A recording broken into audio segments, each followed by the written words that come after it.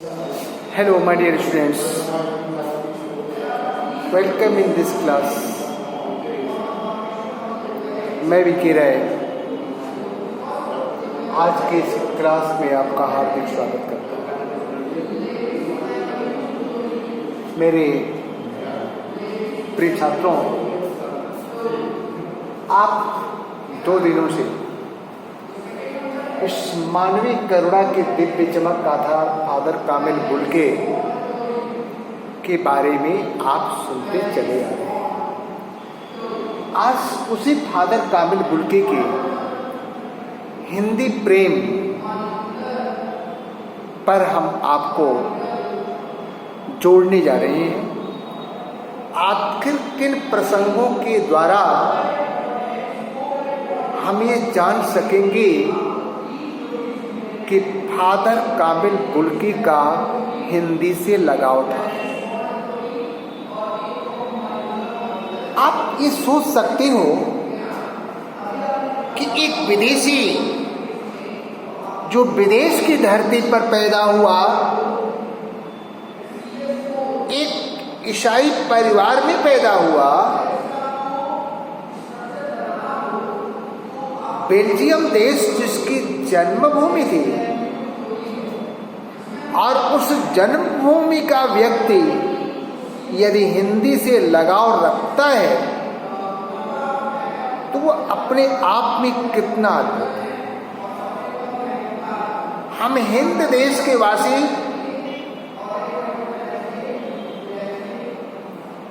अपने मन में अपनी मातृभाषा के प्रति उतना आदर और सम्मान का भाव नहीं रखते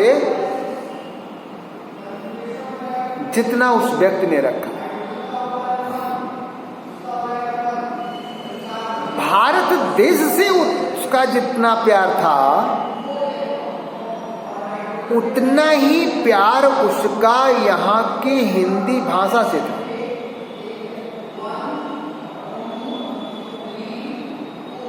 एक अतुलनीय प्रेम। आप सोच सकते हो कि किस प्रकार के दिव्यात्मा थे फादर कामिल बुल्के। यदि आपसे इस चैप्टर के आधार पर यह पूछा जाए कि इस चैप्टर में कौन कौन से प्रसंग आए हैं जिनके आधार पर आप फादर कामिल बुल्के के बारे में ये लिख सकते हो कि उनका हिंदी से लगाव था, तो उसके पीछे कई बातें हैं। जो प्रसंग उसमें देखने को मिल रहे हैं, उस प्रसंग को हम 4 रूप दे सकते हैं। नंबर 1, फादर कामिल बुल्के जब भारत की सरजमी पर आए और कलकत्ता से बीए करने के बाद जब वो प्रयागराज की धरती पर आए, अर्थात इलाहाबाद, तो इलाहाबाद में आकर के उन्होंने इलाहाबाद यूनिवर्सिटी से एमए किया, और इलाहाबाद यूनिवर्सिटी से एमए करते हुए उन्होंने अपने शोध का विषय हिंदी में ही रखा, और उनके शोध का विषय था राम कथा, उत्पत्ति और विकास। इस राम कथा, उत्पत्ति और विकास को उन्होंने हिंदी में लिखा। आप सहज अनुमान लगा सकते हो कि हम हिंदुओं के आराध्य देव भगवान श्री राम के प्रति उनके दिल में कितनी गहरी आस्था थी कि उन्होंने अपने शोध का विषय प्रभु श्री राम को रखा। ये उनकी धार्मिक भावना के साथ ही उनके आध्यात्मिक भावना को भी परिलक्षित करता है कि वे हिंदू देवी देवताओं के प्रति भी आदर और सम्मान का भाव रखते हैं, और उसकी एक बहुत अच्छी प्रस्तुति है ये राम कथा, उत्पत्ति और विकास, जिसके द्वारा वो दुनिया में जाने और पहचाने गए और उनका हिंदी प्रेम प्रकट हुआ। दूसरा उसका पॉइंट है कि वह राम कथा उत्पत्ति और विकास पर शोध करते हुए इलाहाबाद की प्रसिद्ध हिंदी साहित्य की संस्था जो है परिमल, उस परिमल से और परिमल में हिंदी साहित्य के विभिन्न विद्वानों का हमेशा जमावड़ा होता था। लोग जुटते थे, वहां पर आपसी तर्क वितर्क होते थे और उस तर्क वितर्क के माध्यम से लोग अपने विचारों को प्रकट करते थे। उसी हिंदी साहित्य के संस्था परिमल से जुड़े फादर कामिल बुल्के, जहां पर उनका हिंदी साहित्य के प्रसिद्ध विद्वानों से लगा हुआ संपर्क, यहां पर ही उनकी लोगों से मित्रता हुई। हिंदी के महान विद्वान डॉक्टर रघुवंश जी से उनका वहीं पर परिचय हुआ था और इस चैप्टर के लेखक सर्वेश्वर दयाल सक्सेना जी भी वहीं से उनसे जुड़े और इसी हिंदी साहित्य संस्था परिमल में उनके मानवीय करुणा के दिव्य स्वरूप की पहचान हुई। वो सन्यासी बनने के इरादे से तो आए थे, सन्यासी का रूप भी था उनका, लेकिन सन्यासी के रूप में दिखते हुए भी वो सन्यासी नहीं थे, क्योंकि सन्यासी जो होता है वो तो सांसारिक नाते रिश्तों से दूर होता है, उसके मन में विराग होता है, अर्थात वो प्रेम रहित होता है, उसका किसी से कोई लगाव नहीं होता, उसका खुद से लगाव होता है, अपने प्रभु से लगाव होता है। लेकिन ऐसी शख्सियत ने अपनी इस पारंपरिक छवि से अलग हट करके समाज के लिए सन्यासियों की एक नई छवि प्रस्तुत की। वो ये था कि सन्यासी रूप होते हुए भी उनका सांसारिक प्रेम का रिश्ता टूटा नहीं। उन्होंने जिससे भी जुड़ाव किया, जिससे भी रिश्ता जोड़े, उस रिश्तों को उन्होंने अपने जीवन में कभी तोड़ा नहीं। जो लोग भी उनको अपने यहाँ आमंत्रित करते थे किसी फंक्शन में, वे उस समारोह में जाते थे, घुल मिलकर रहते थे, अपना आशीर्वचन देते थे और लोगों को अपने प्रेम करुणा की दिव्य सुगंध से सुभाषित करते। तो ये सारी चीजें उनको उसी परिमल संस्था से मिली, जिस परिमल संस्था में उनका विभिन्न हिंदी के विद्वानों से संपर्क हुआ और विचारों का आदान प्रदान हुआ। तो ये दूसरा पॉइंट है जिसके द्वारा उनका हिंदी प्रेम प्रकट होता है। उसके बाद आएंगे पॉइंट नंबर 3। अपने जीवन काल में विद्या अध्ययन करने के बाद और राम कथा उत्पत्ति और विकास पर डॉक्टरेट की उपाधि लेने के बाद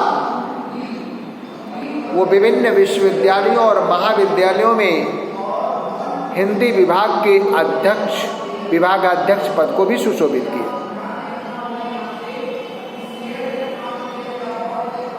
और उन्होंने ब्लू वर्ल्ड नामक अंग्रेजी की एक पुस्तक है, उसका हिंदी में विमोचन किया।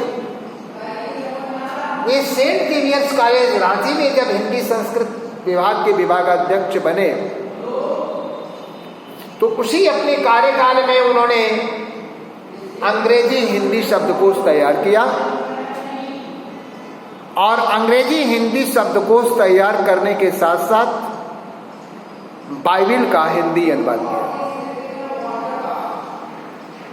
ये तीसरा प्रमाण है जिस आधार पर उनका हिंदी के प्रति प्रेम प्रकट होगा। और जो चौथा पॉइंट है वो ये है कि एक विदेशी होते हुए भी उनका हिंदी से इतना अधिक प्यार था। अभी मैंने आपको बतलाया कि उतना भारतवासियों के साथ नहीं है कि हिंदी को वो राष्ट्रभाषा के रूप में देखने की उन्हें हमेशा चिंता लगी रहती थी। हमेशा सोचते रहते थे कि हिंदुस्तान की धरती पर उसकी अपनी भाषा हिंदी आज तक राष्ट्रभाषा का दर्जा नहीं प्राप्त कर सकी, जबकि भारत के अधिसंख्यक लोग, भारत के कोने कोने में बसने वाले लोग हिंदी भाषा में अपने विचारों का एक दूसरे से आदान प्रदान करते हैं, फिर भी हिंदी को राष्ट्रभाषा का दर्जा नहीं मिला। ये यहाँ की भारत सरकार और यहाँ के लोगों की ही देन है कि आज हिंदी की इतनी उपेक्षा है।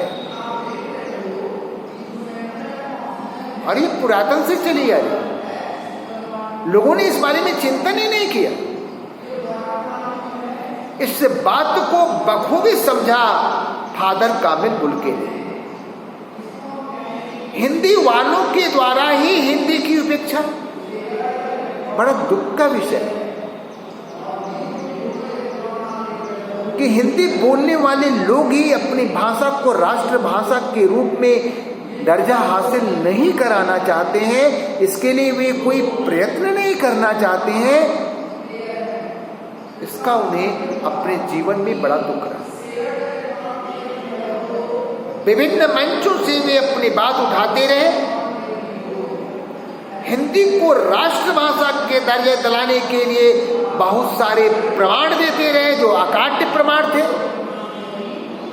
लेकिन इसके बावजूद भी किसी के कानों पर जू नहीं रही। लेकिन फादर कामिल बुल्के ने दिखला दिया कि उनका हिंदी साहित्य से कितना लगाव था, हिंदी भाषा से कितना लगाव था, हिंदी से उनका कितना प्रेम था। अपने जीवन की आखिरी सांस तक उन्होंने हिंदी को राष्ट्रभाषा का दर्जा दिलाने का प्रयास किए, लेकिन दुर्भाग्य इस देश का कि लोगों ने उनकी बातों पर कोई ध्यान नहीं दिया और हिंदी राष्ट्रभाषा का दर्जा नहीं प्राप्त कर सका।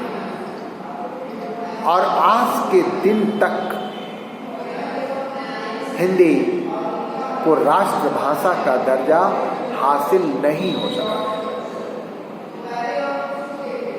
भारतेंदु हरिश्चंद्र जैसा व्यक्ति भी कहता रह गया कि निज भाषा उन्नति है, सब उन्नति को मूल, बिन निज भाषा ज्ञान के मिटत नहीं एको सूल। इसी बात को फादर कामिल बुल्के भी कहा करते थे कि यदि आपके दिल में अपनी भाषा के प्रति दर्द नहीं है तो आप कैसे इंसान हो भाई? आखिर हिंदी राष्ट्रभाषा का दर्जा क्यों नहीं हासिल कर सकती? किसी के पास इसका जवाब नहीं होता था, फिर भी हिंदी राष्ट्रभाषा का दर्जा हासिल नहीं कर सकती। ये भी 4 प्रसंग हैं जिस 4 प्रसंगों के आधार पर यह कहा जा सकता है कि फादर कामिल बुल्के हिंदी से बहुत अधिक लगाव रखते थे। हिंदी के लिए उनके दिल में अपार श्रद्धा का भाव था। ये बातें उनके हिंदी प्रेम को उजागर करती हैं और इन प्रसंगों के आधार पर फादर कामिल बुल्के का हिंदी प्रेम भी प्रकट होता है। तो मेरे प्रिय छात्रों, आपने कल ये जाना था कि फादर कामिल बुल्के भारत क्यों आए, उनके दिल में भारत के प्रति ये सम्मान का भाव कहां से आया, उन्होंने भारत को ही अपने संन्यास का केंद्र स्थल क्यों माना। आपने पिछले एपिसोड में इन सारी बातों को देखा था और सुना था। मुझे उम्मीद है कि आप फादर कामिल बुल्के के संपूर्ण व्यक्तित्व से परिचित हो चुके हो, उस शख्सियत की हर एक नब्ज से परिचित हो चुके होंगे।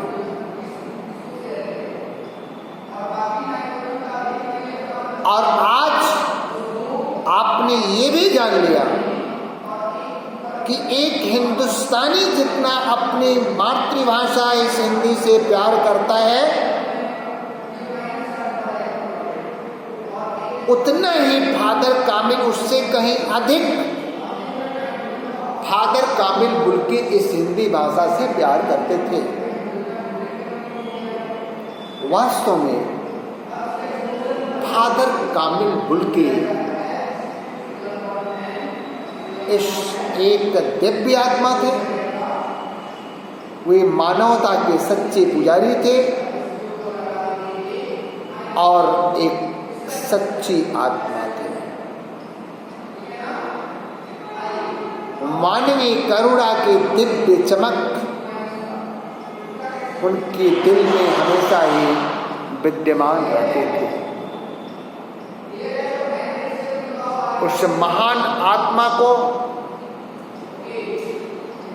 हम सबका सत सत नमन, जिसने इस देश से इतना प्यार किया, इस देश की भाषा से इतना प्यार किया। और इन्हीं शब्दों के साथ मैं भी कह रहा आज आपसे विदा लेता हूँ। पुनः आपसे मुलाकात होगी, तब तक के लिए